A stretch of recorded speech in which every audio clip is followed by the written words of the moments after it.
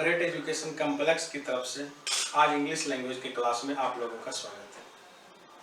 आज का हमारा जो टॉपिक है उसमें हम लोग टर्मिनोलॉजी को डिस्कस करने जा रहे हैं। लास्ट वीडियो में टर्मिनोलॉजी के ही कुछ एस्पेक्ट्स को मैंने डिस्कस किया था। Alphabet, letter, capital letter, small letter, vowel, consonant, semi vowel, word. आज की अगली कड़ी फिर मैं वर्ड से स्टार्ट करने जा रहा हूँ। Word, phrase, clause, sentence, subject, predicate, parts of speech. Word को इसलिए क्योंकि वर्ड का रिलेशन इन सारे से है। मैं वर्ड के बारे में एक बार बता दूं। वर्ड जो कि लेटर्स का एक ग्रुप होता है और एक मीनिंगफुल ग्रुपिंग, उसी को हम लोग वर्ड बोलते हैं। वर्ड लेटर्स का एक मीनिंगफुल ग्रुप होता है, उसी को हम लोग वर्ड बोलते हैं। और दूसरा, वर्ड वॉवेल और कॉन्सोनेंट के मिलाने से ही बनता है, क्योंकि इंग्लिश अल्फाबेट में जो भी 26 लेटर्स हैं उनको अगर हम लोग मेजर रूप में डिवाइड करें तो वॉवेल और कॉन्सोनेंट ही आता है। इसीलिए वर्ड के बारे में दो बातें। First, it is a group of letters that give us a meaning. Second, it is made of vowel and consonant. Next हम लोगों का फ्रेज, क्लाउज, सेंटेंस। फ्रेज ये भी वर्ड्स का एक मीनिंगफुल ग्रुप है। वर्ड अगर हम लोग यहां देखें तो वर्ड जो है हम लोगों के लेटर्स का मीनिंगफुल ग्रुप है। फ्रेज हम लोगों के वर्ड्स का मीनिंगफुल ग्रुप है। क्लाउज ये भी वर्ड्स का, और सेंटेंस ये भी वर्ड्स का। हम लोग अगर इसका एक पैटर्न फॉलो करें तो लेटर का अगर आप मीनिंगफुल ग्रुपिंग करते हैं तो वर्ड प्रिपेयर आपका होता है, और वर्ड का अगर आप मीनिंगफुल ग्रुपिंग करते हैं तो आपका फ्रेज तैयार होता है, क्लाउज तैयार होता है, सेंटेंस तैयार होता है। इन तीनों के बारे में एक सिमिलरिटी ये है कि ये तीनों वर्ड का ही ग्रुपिंग है। ये तीनों के बारे में एक सिमिलर बात है। तो फिर इस तीनों को हम आइडेंटिफाई किस तरह से करेंगे, कैसे पहचानेंगे कि ये फ्रेज है, ये क्लाउज है और ये सेंटेंस है। नंबर 1, फ्रेज वर्ड्स का ग्रुपिंग होगा लेकिन ये एक सेंटेंस नहीं होगा। नेक्स्ट, क्लाउज वर्ड्स का ग्रुपिंग होगा और ये एक सेंटेंस का ही पार्ट होगा। और सेंटेंस जो कि वर्ड्स का ग्रुपिंग होगा और वो एक सेंटेंस होगा।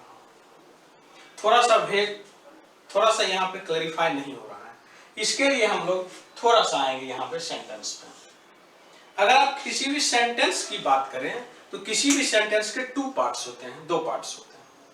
First subject and second predicate.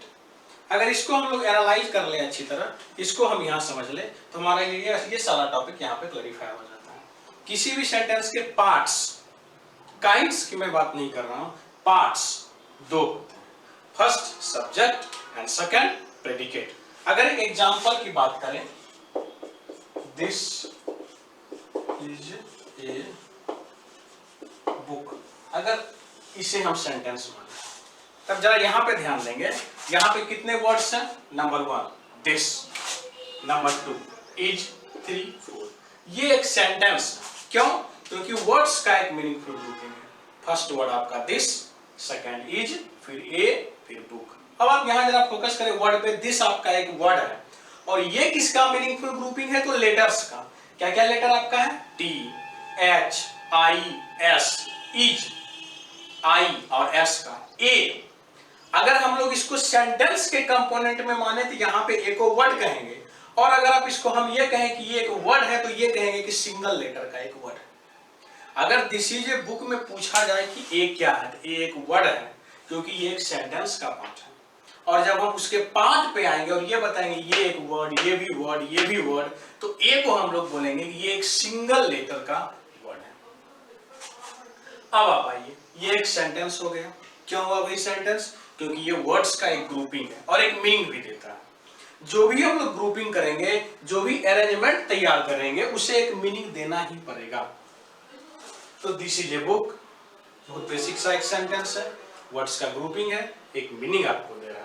अब इस सेंटेंस की अगर हम लोग बात करें तो इस सेंटेंस के 2 पार्ट्स होते हैं, जो कि यहाँ आपका लिखा है नंबर 5 में, सब्जेक्ट एंड प्रेडिकेट। तो इसके 2 पार्ट्स होंगे। तो इस सेंटेंस में हम कैसे एनालाइज करेंगे कि कौन सा पार्ट आपका सब्जेक्ट है और कौन सा पार्ट आपका वर्ब है। तो सबसे पहले किसी भी सेंटेंस में आप वर्ब को फाइंड आउट करेंगे। वर्ब के बारे में कुछ जानकारी तो आपके पास होगी ही, और जब हम लोग इसके नेक्स्ट वीडियो में पार्ट्स ऑफ स्पीच पे चर्चा करेंगे तो वर्ब को फिर डिटेल में लेके चलेंगे कि हाउ टू आइडेंटिफाई वर्ब, हम वर्ब को किस तरह से आइडेंटिफाई करें। फिलहाल हम ये मान के चलते हैं, और अब सारे लोगों को पता ही होगा कि इसमें इज आपका वर्ब है। तो इज से लेके फुल स्टॉप तक, इज से लेके लास्ट तक आप चले जाइए, इज ए बुक, ये आपका हो गया प्रेडिकेट। और इसके अलावा आपका बचा क्या, दिस, ये हो गया सब्जेक्ट। यू कहें तो ये सब्जेक्ट और ये प्रेडिकेट। सब्जेक्ट और प्रेडिकेट को एनालाइज करने के लिए आपको वर्ब को ढूंढना पड़ेगा। वर्ब बहुत ही कंपोनेंट पार्ट होता है, वर्ब बहुत ही इंपॉर्टेंट पार्ट होता है। वर्ब की जानकारी रखना बहुत ही जरूरी है। नेक्स्ट वीडियो में लोग डिटेल करेंगे कि हाउ टू आइडेंटिफाई वर्ब। अगर ये आपको नहीं आ रहा होगा कि हम इज को वर्ब कैसे समझें, तो पार्ट्स ऑफ स्पीच में जब हम लोग जाएंगे, उसमें वर्ब में जाएंगे, तो वहां मैं आपको रूबरू कराऊंगा कि हाउ टू आइडेंटिफाई वर्ब। फिलहाल आपको पता तो होगा ही, या आप मान के चल सकते हैं कि इस सेंटेंस का वर्ब इज है। तो वर्ब से लेके आप फुल स्टॉप तक चले जाइए, तो ये आपका प्रेडिकेट हो जाएगा, और जो बच गया ये सब्जेक्ट हो जाएगा। इसी सब्जेक्ट और प्रेडिकेट के ग्राउंड पे हम इन तीनों को आराम से डिस्टिंग्विश कर सकते हैं। अब आप आइए सेंटेंस में। सेंटेंस वर्ड्स का एक ऐसा ग्रुपिंग होगा जिसमें सब्जेक्ट होगा, प्रेडिकेट होगा। ये वर्ड्स का ग्रुपिंग है, तो सवाल ये उठता है कि अगर वर्ड्स का ग्रुपिंग फ्रेज भी है, क्लाउज भी है सेंटेंस में, तो इसको सेंटेंस क्यों कहेंगे? क्योंकि सेंटेंस वर्ड्स का एक ऐसा ग्रुपिंग होता है जिसमें सब्जेक्ट का भी होना जरूरी है, प्रेडिकेट का भी होना जरूरी है, तो ये आपका सेंटेंस होगा। अगर हम ये कहें कि वर्ड्स का ऐसा ग्रुपिंग जिसमें S plus P, subject plus predicate हो, सेंटेंस आपका क्लियर है। अब आइए आप फ्रेज और क्लाउज में। फ्रेज वर्ड्स का एक ग्रुपिंग होता है, मीनिंग तो सबका निकलेगा ही। फ्रेज वर्ड्स का ग्रुपिंग होता है, लेकिन उसके पास सब्जेक्ट और प्रेडिकेट नहीं होता। अगर आप एक एग्जांपल लिखें फ्रेज में, व्हाट टू डू, क्या करें, कितने words, 3, what to do, meaning क्या करें, ना तो सब्जेक्ट है यहाँ पे, ना तो प्रेडिकेट है, तो ये आपका फ्रेज का है। वर्ड्स का ग्रुपिंग है, मीनिंग भी है, सब्जेक्ट प्रेडिकेट नहीं है, तो ये आपका फ्रेज का है। अब आप आइए क्लाउज पे। क्लाउज क्या है? क्लाउज भी वर्ड्स का ग्रुपिंग है। सब्जेक्ट और प्रेडिकेट की गुंजाइश क्लाउज में है, सब्जेक्ट और प्रेडिकेट होगा। तब सवाल ये उठता है कि अगर सेंटेंस भी वर्ड्स का ग्रुपिंग है, क्लाउज भी वर्ड्स का ग्रुपिंग है, सेंटेंस में भी आपका सब्जेक्ट होता है और प्रेडिकेट होता है, क्लाउज में भी आपका सब्जेक्ट होता है और प्रेडिकेट होता है, तब इन दोनों को कैसे डिस्टिंग्विश करें? तो आप इसको इस तरह से समझिए।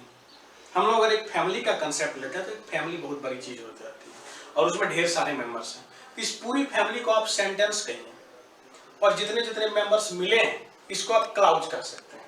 यानी एक सेंटेंस से जब आप एक ही सेंटेंस को जोड़ जोड़ के एक बड़ा सा सेंटेंस बनाते हैं, किस चीज से जोड़ते हैं? कंजंक्शन से जोड़ते हैं और भी ढेरों चीजों से जोड़ते हैं, जिसकी चर्चा हम बाद में करेंगे नेक्स्ट वीडियो में।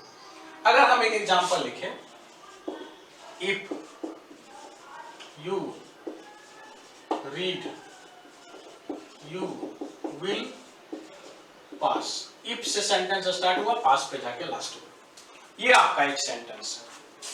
सेंटेंस तो होना ही है क्योंकि ये वर्ड्स का ग्रुपिंग है, मीनिंग भी दे रहा है, सब्जेक्ट भी है, प्रेडिकेट भी है। अब इसमें अगर हम लोग बात करें, यहाँ पे 2 सेंटेंस आपका बनता है, 2 पार्ट्स है, इस सेंटेंस के 2 पार्ट्स है, ये भी एक सेंटेंस है और ये भी एक सेंटेंस है। तो इस हर एक सेंटेंस का हर एक पार्ट जो कि खुद एक सेंटेंस है, उसे हम क्लाउज कहेंगे। अगर कहा जाए ये पूरा एक सेंटेंस है जो कि इफ से स्टार्ट हुआ है और पास पे क्या हुआ है, लास्ट हुआ, ये पूरा का पूरा एक सेंटेंस है। और इस सेंटेंस के कितने पार्ट्स? 2 पार्ट्स, और हर एक पार्ट क्लाउज करना है। अब आप सारे को कोरिलेट कीजिए। जैसे आप आइए दिस इज ए बुक पे, दिस इज ए बुक को क्या बोलेंगे हम लोग? फ्रेज, क्लाउज और सेंटेंस में डिस्टिंग्विश करेंगे। दिस इज ए बुक को क्या बोलेंगे? एक सेंटेंस बोलेंगे। क्यों बोलेंगे? क्योंकि वर्ड्स का ग्रुपिंग है, सब्जेक्ट है, प्रेडिकेट है, मीनिंग तो है ही। फ्रेज तो बोलेंगे नहीं क्योंकि सब्जेक्ट और प्रेडिकेट नहीं है। अब क्लाउज और सेंटेंस को यहाँ कैसे डिस्टिंग्विश करेंगे? ये एक सेंटेंस कहलाएगा और एक सिंगल क्लाउज का, क्योंकि यहाँ एक क्लाउज है। यानी आप कह सकते हैं कि ढेर सारे क्लाउजेज को जोड़ जोड़ के आप सेंटेंस बना कर सकते हैं। क्लाउज सेंटेंस का ही एक पार्ट है। अगर आप लिखते हैं कि he is rich but she is poor, ये पूरा का पूरा एक सेंटेंस होगा और आपसे ये कहा जाएगा कि अब इसमें क्लाउज को खोजिए, तो ही इज रिच एक क्लाउज हो जाएगा, सी इज पुअर एक क्लाउज हो जाएगा। मैं अब समझता हूं कि फ्रेज क्लाउज सेंटेंस में कोई समस्या आपको नहीं रही होगी।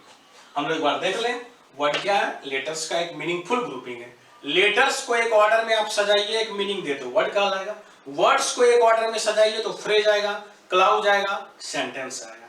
फ्रेज के पास सब्जेक्ट प्रेडिकेट होगा नहीं, क्लाउज के पास होगा सब्जेक्ट प्रेडिकेट, सेंटेंस के पास भी होगा। जब आप सेंटेंस को जोड़ जोड़ के जब बड़ा कर देते हैं कंजंक्शन से या पंक्चुएशन मार्क से, तो हर एक पार्ट जो आपका होता है वो क्लाउज कहलाता है।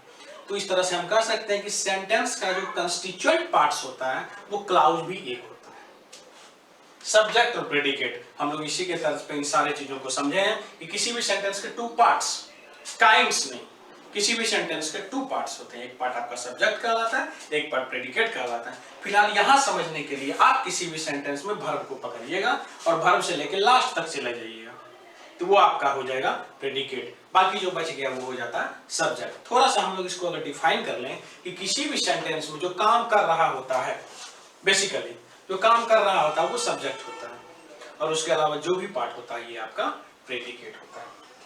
अब आइए पार्ट्स ऑफ स्पीच पे। पार्ट्स ऑफ स्पीच क्या होता है? पार्ट्स ऑफ स्पीच के डिटेल्स में हम लोग नेक्स्ट वीडियो में देखेंगे। यहाँ पे केवल पार्ट्स ऑफ स्पीच की शुरुआत कर दें ताकि अगली कड़ी से ये जुड़ा दिखाई दे। पार्ट्स ऑफ स्पीच, आप देखिए यहाँ पे स्पीच। स्पीच क्या होता है भाई? जो भी हम लोग बोलते हैं। तो आप इंग्लिश लैंग्वेज की अगर बात करें तो आप क्या बोलिएगा? सेंटेंस बोलिएगा। आप सेंटेंस को ब्रेक कीजिए, क्या बोलिएगा? वर्ड्स बोलिएगा। तो बेसिकली आप कहिए तो वर्ड से ही तो बोलते हैं। अलग अलग लेटर्स लिख के कोई एग्जिस्टेंस तो उसका होता नहीं है। तो किसी भी लैंग्वेज में सबसे इंपॉर्टेंट जो होता है, इसीलिए कहा जाता है वर्ड्स, वोकैब्स। कोई उतना ही रिच है किसी लैंग्वेज में जितना उसके पास वोकैब्स है, क्योंकि उसको अपने आप को एक्सप्रेस करने के लिए, अपनी बातों को एक्सप्रेस करने के लिए ढेर सारे वर्ड्स हैं। कितने भी अच्छे वर्ड्स हों, कितने भी अच्छे सॉन्ग्स हों, कितने भी अच्छे एक्सप्रेशंस हो, अगर आप बार बार यूज करें तो वो मोनोटोनस हो जाता है और ऑडियंस पे आपका कोई भी इम्पैक्ट नहीं रहता है, कितना भी अच्छा हो। इसीलिए सब्स्टिट्यूशन होना चाहिए। ये आपको कौन देता है? वर्ड्स। तो स्पीच हम बोलते हैं तो क्या बोलते हैं? वर्ड्स। और वर्ड्स का ये क्या है? पार्ट्स है, भाग है। तो जितने भी वर्ड्स एंटायर इंग्लिश लैंग्वेज में लाखों लाख वर्ड्स हैं। वर्ड्स की एक अपनी ही कहानी है, एक अपनी ही जीवनी है। कभी हम लोग इसकी चर्चा करेंगे। फिलहाल यहाँ हम ये देखें कि किसी भी वर्ड्स का ये पार्ट्स है। तो इंटायर इंग्लिश लैंग्वेज में जो लाखों लाख वर्ड्स हैं, उन सारे वर्ड्स को कितने कंपोनेंट में बांटा गया है, यही आपका पार्ट्स ऑफ स्पीच है। और कितने कंपोनेंट में बांटा गया है? तो 8 पार्ट्स।